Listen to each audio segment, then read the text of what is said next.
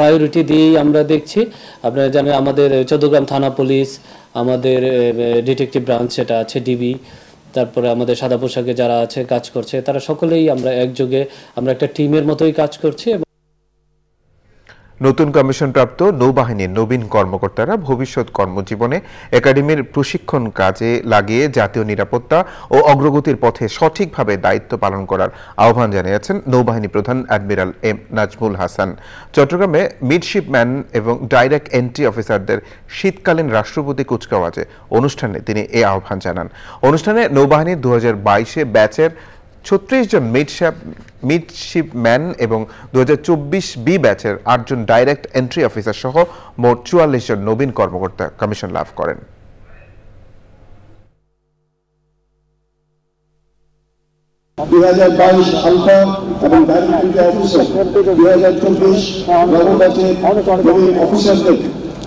এই মনোরম গণনাট্য প্রশিক্ষণ সমাপনী কুচকাওয়াজ অনুষ্ঠানে প্রধান অতিথি হিসেবে উপস্থিত হতে পেরে আমি অত্যন্ত আনন্দিত। আজ এই বিশেষ স্থানে উপস্থিত থাকতে পেরে আমি মহান রাব্বুল আলামিনের নিকট শুকরিয়া আদায় করছি। বক্তব্যের শুরুতে আমি শ্রদ্ধাভাবে স্মরণ করছি মহান স্বাধীনতা যুদ্ধের সকল বীর মুক্তিযোদ্ধা ও সাহসী নৌ কমান্ডোদের। বাংলাদেশ শিপিং কর্পোরেশন 6টি নতুন জাহাজ কিনছে। এসব জাহাজে নিয়োগের ক্ষেত্রে দেশের মেরিনারদের প্রাধান্য দেওয়া হবে বলে জানিয়েছেন নৌ পরিবহন উপদেষ্টা brigadier general doctor M Sakhawat Hossain. তিনি জানান, মেরিন একাডেমির অবকাঠামো উন্নয়নে মহাপরিকল্পনা তৈরির কাজ হাতে নেওয়া হয়েছে। পাশাপাশি মেরিন একাডেমিকে আন্তর্জাতিক মানের করে গড়ে তুলতে বিভিন্ন বিদেশি প্রতিষ্ঠানের সাথে একযোগে কাজ চলছে। এবার 58তম ব্যাচে মেরিন একাডেমি থেকে 30 নারী সহ মোট 238 জন ক্যাডেট প্রশিক্ষণ শেষ করেছে। আমরা এই একাডেমিটাকে আরো অবকাঠামোগতভাবে ইন্টারন্যাশনাল স্ট্যান্ডার্ড একাডেমি করতে চাচ্ছি। আমি অলরেডি বলেছি, আমি আশা করি তিনি এই মাস্টার প্ল্যান করবেন। আমরা বাংলাদেশ শিপিং কর্পোরেশনের এনলার্জ করছি। অচিরেই 6টি জাহাজ একসাথে, 2টি ইমিডিয়েটলি এবং 4টি জাহাজ যুক্ত হবে। কেন বলছি, এই জাহাজগুলো যখন যুক্ত হবে তখন আমাদের দেশের মেরিন একাডেমি থেকে যারা বের হয়েছেন তাদেরকে সেখানে নিয়োগ দেওয়া হবে। তারুণ্যের শক্তিতে এগিয়ে চলি বাংলাদেশ, এই স্লোগান নিয়ে নড়াইলে বিভিন্ন শিক্ষা প্রতিষ্ঠানের তরুণ তরুণীদের নিয়ে তারুণ্য মেলা অনুষ্ঠিত হয়েছে। নড়াইল চিত্রা রিসোর্টে RH স্টেফ এবং আলোর ধারা পাঠশালা ওই মেলার আয়োজন করে। এতে প্রধান অতিথি ছিলেন জেলা প্রশাসক শারমিন আক্তার জাহান।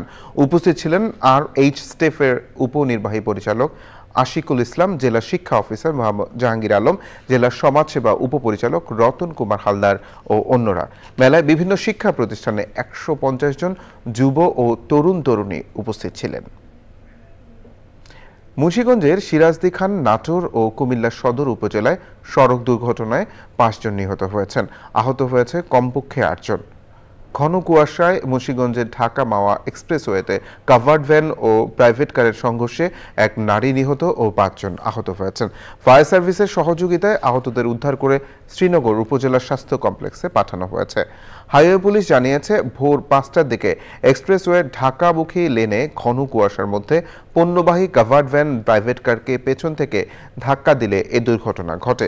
রোববার ভোরেও ঘন কুয়াশায় মহাসড়কে একাধিক যানবাহনে দুর্ঘটনায় নিহত হন এক প্রাইভেট কার চালক।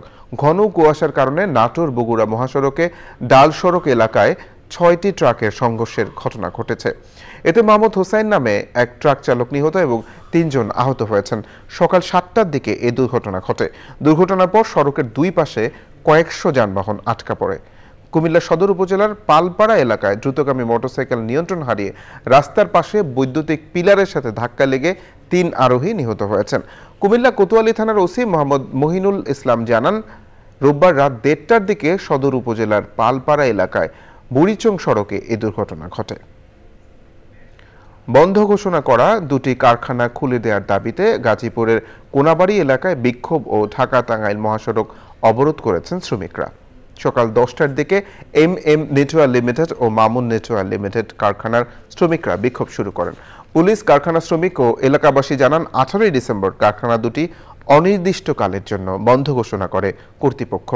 রোববার সকালে কারখানা খুলে দেওয়ার দাবিতে শ্রমিকরা কারখানার মূল গেটে জড়ো হয়ে বিক্ষোভ শুরু করেন। বিকেলে শ্রমিকদের সাথে কারখানা কর্তৃপক্ষ আলোচনায় বসবে শর্তে শ্রমিকরা বিক্ষোভ প্রত্যাহার করেন। তবে কর্তৃপক্ষ তাদের শর্ত সাপেক্ষে কাজে যোগদানের কথা বললে শ্রমিকরা তা মেনে নেননি।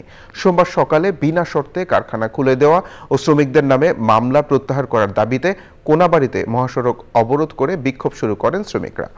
এতে ঢাকা টাঙ্গাইল মহাসড়কে যান চলাচল বন্ধ হয়ে দীর্ঘ যানজটের সৃষ্টি হয়। এবারে প্রতিনিধিদের পাঠানো তথ্য ও ভিডিওচিত্র নিয়ে রাজীব আহমেদের রিপোর্ট।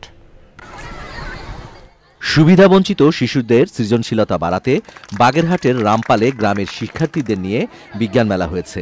উদ্বোধন করেন জেলা শিক্ষা কর্মকর্তা SM সাইদুর রহমান। কুড়িগ্রামে প্রান্তিক ও দলিত জনগোষ্ঠীর আইনি সহায়তা সহজলভ্য করতে বিনিময় সভা হয়েছে। প্রধান অতিথি ছিলেন জেলা legal aid officer Sharmin Akter. ময়মনসিংহের হালুয়াঘাটে বিনামূল্যে চক্ষু চিকিৎসা ক্যাম্প করেছে বিএনপি। উদ্বোধন করেন বিএনপি নেতা গয়েশ্বর চন্দ্র রায়। ময়মনসিংহ নগরীর টাউন হল মুক্ত মঞ্চে কেমন চাই বাংলাদেশ গণসংলাপ করেছে গণসংহতি আন্দোলন জেলা শাখা। প্রধান অতিথি ছিলেন গণসংহতি আন্দোলনের প্রধান সমন্বয়কারী জোনায়েদ সাকি। সাধারণ মানুষকে অসহযোগিতার অভিযোগ তুলে নওগাঁ পুলিশ সুপার কার্যালয়ের সামনে অবস্থান কর্মসূচি পালন করেছে বৈষম্য বিরোধী ছাত্র আন্দোলনের শিক্ষার্থীরা। পরে পুলিশ সুপার কুতুব উদ্দিন সেখানে উপস্থিত হলে শিক্ষার্থীরা তাদের 9 দফা দাবি পেশ করেন। পূর্ণাঙ্গ আহ্বায়ক কমিটি অনুমোদন হওয়ায় শুভেচ্ছা মিছিল ও সমাবেশ করেছে রংপুর মহানগর যুবদল। মহানগর যুবদলের আহ্বায়ক নুরুন্নবী চৌধুরী মিলনের সভাপতিত্বে সমাবেশে বক্তৃতা করেন সিনিয়র যুগ্ম আহ্বায়ক জহির আলম নয়ন ও অন্যরা। ঠাকুরগাঁয়ে আওয়ামী লীগের শতাধিক নেতাকর্মী ও সমর্থক বিএনপিতে যোগদান করার প্রতিবাদে বিক্ষোভ ও মানববন্ধন করেছে জেলা বিএনপির এক অংশ। বক্তৃতা করেন জেলা বিএনপির সহসভাপতি আব্দুল্লাল মামুন ও অন্যরা। চাঁদপুরে নতুন কুড়ি ক্রীড়া ও সাংস্কৃতিক অনুষ্ঠানের প্রতিষ্ঠাবার্ষিকী উপলক্ষে মেহেদি উৎসব প্রতিযোগিতা হয়েছে। উৎসবের উদ্বোধন করেন প্রশাসক মোহাম্মদ মহসিন উদ্দিন মেহেদি। অনুষ্ঠানে সমাজে বিভিন্ন ক্ষেত্রে অবদান রাখার জন্য গুণীজন সংবর্ধনা দেওয়া হয়। Rajib Ahmed, channel I. কাজ শুরুর 5 বছরে অর্ধেক না পেরোতেই থেমে গেছে প্রকল্প। খানাখন্দ আর অব্যবস্থাপনায় সিরাজগঞ্জ সোনামুখী বগুড়া সড়কের দীর্ঘ অংশ জুড়ে দূষণ, দুর্ঘটনা আর জনদুর্ভোগ হয়ে উঠেছে নিত্যদিনের চিত্র। পরিবেশ প্রতিবেশ ও জনস্বাস্থ্য রক্ষায় কার্যকর ব্যবস্থার জোর দাবি এলাকাবাসীর। সিরাজগঞ্জ থেকে ফেরদৌস রবিনের তথ্য ভিডিওচিত্রে আফরোজা হাসির রিপোর্ট। প্রশস্ত রাস্তায় নির্ঝঞ্ঝাট যোগাযোগ। এলাকাবাসীর এমন প্রত্যাশার বিপরীতে 5 বছর ধরে বেহাল সড়কে বৃদ্ধি পেয়েছে দুর্ভোগ, বায়ু দূষণ আর রোগ জীবাণুর প্রাদুর্ভাব। সিরাজগঞ্জ সোনামুখী বগুড়া আঞ্চলিক সড়কের 76 কিলোমিটার অংশের উন্নয়ন কাজ থেমে থাকায় ছোট বড় খানাখন্দে যানবাহন বিকল হওয়ার পাশাপাশি বেড়েছে দুর্ঘটনাও। শুষ্ক মৌসুমে ধুলাবালি আর বর্ষায় জলাবদ্ধতায় নাকাল হওয়াই এখানকার বাস্তবতা। আমাদের গাড়ি বাড়ি ভেঙে যায়, তেল মাবেল পড়ে যায়, চাক্কা গোনা খাওয়া যায়, দুনিয়ার রাস্তার কাজ কাম হয়, আমাদের এই রাস্তার কাজ হয় না। ধুলাবালি এখানে একটা মাদ্রাসা আছে, এই মাদ্রাসায় ছাত্রছাত্রীরা ধুলাবালু নাকের ভিতর যে যায় তারা নিউমোনিয়া রোগে আক্রান্ত হয়। গাড়ি এই রোডে চালাইতে মন চায় না। না টাকা পয়সা পাই নাই, মাপ জরিপ হয়েছিল, মাপ জরিপ বন্ধ হয়ে গেছে। আগে অ্যাকাউন্ট ছিল, এইটুকুই করছে, আর এইটুক পরে অ্যাকাউন্ট করবো বলে এ পর্যন্ত আছে, আমাদের এ পর্যন্ত নোটিশ দেয়ও নাই, কাজ এখানে এসে ঠেকে হয়েছে। ভূমি অধিগ্রহণ সহ অন্যান্য জটিলতা কাটিয়ে দ্রুত প্রকল্পের কাজ শেষ করার আশ্বাস দায়িত্বশীলদের। জটিল এবং দীর্ঘমেয়াদী অধিগ্রহণের কারণে একটু সময় লাগতেছে। আমরা আশা করতেছি এটা আমরা এই জুন মাসের মধ্যে কাজগুলি সমাপ্ত করব। আমাদের প্রজেক্টের যে সময় আছে। সড়ক প্রশস্তকরণ প্রকল্পের কাজের হালনাগাদ মেয়াদ অনুযায়ী 2025 সালের মাঝামাঝিতেই কাজ শেষ করে জনদুর্ভোগ লাঘবের আহ্বান ভুক্তভোগীদের। আফরোজা হাসি, প্রকৃতি ও জীবন ডেস্ক, চ্যানেল আই। এই ছিল জনপদের খবর। ধন্যবাদ সবাইকে।